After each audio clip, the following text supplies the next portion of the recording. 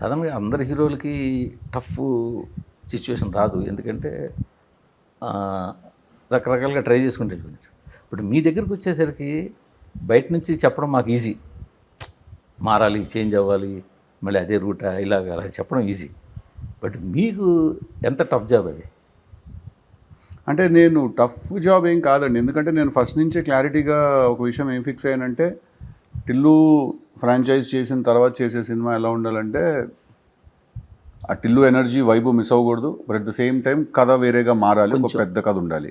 So ఇది ఉంటూనే ఇది మారాలి కాస్త, అలాగా నెక్స్ట్ ఫిల్మ్కి ఏంటంటే ఇంకాస్త అలాగ నేను ట్రాన్సిషన్ స్లోగా చేయాలి అని డిసైడ్ అయ్యాను. నేను డ్రాస్టిక్గా ఒకేసారి మారిపోయి వేరే క్యారెక్టర్ చేసేసి సడన్గా సీరియస్ క్యారెక్టర్ చేసేయడం కాకుండా చేసుకున్నాను. సో ఆ క్లారిటీ నాకు ముందు నుంచే ఉండిందండి. అయితే మీకు ఒక బేసిక్ ఒక ఐడియా ఉంది, మనం స్లోగా చేంజ్ చేసుకుంటూ వెళ్ళాలి ట్రాన్సిషన్ అని.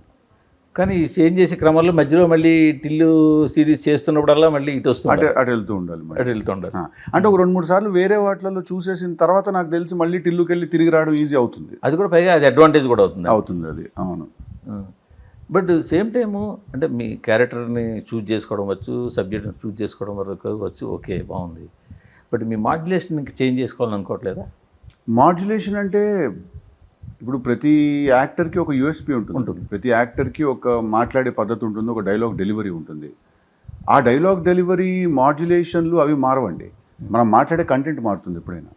ఇప్పుడు టిల్లు చాలా ఇమ్మెచ్యూర్గా మాట్లాడతాడు, జాక్ అనేవాడు చాలా మెచ్యూర్గా మాట్లాడతాడు.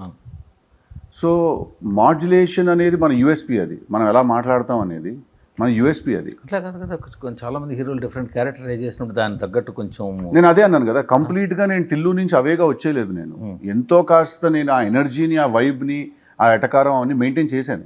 చేస్తూనే ఇంకాస్త యాక్షన్ యాడ్ చేసి, దానికి కొంచెం సీరియస్నెస్, కొంచెం సెంటిమెంట్ యాడ్ చేసి దాన్ని ఒక వేరే ఒక 20-30% అది రీటైన్ చేశాను. ఓకే.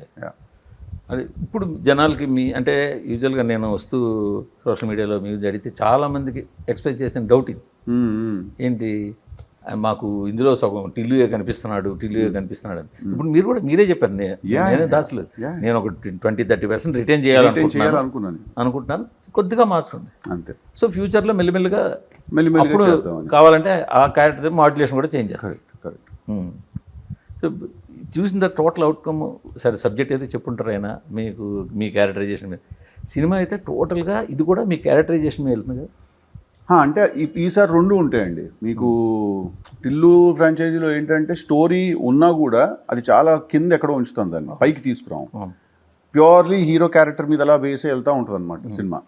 ఎక్కడో 3-4 సీన్లలో తప్ప పెద్దగా కథ డిస్కస్ చేయం మనం. జాక్లో అలా కాదండి, మీకు ప్యారలల్గా స్టోరీ కూడా రన్ అవుతూ ఉంటుంది.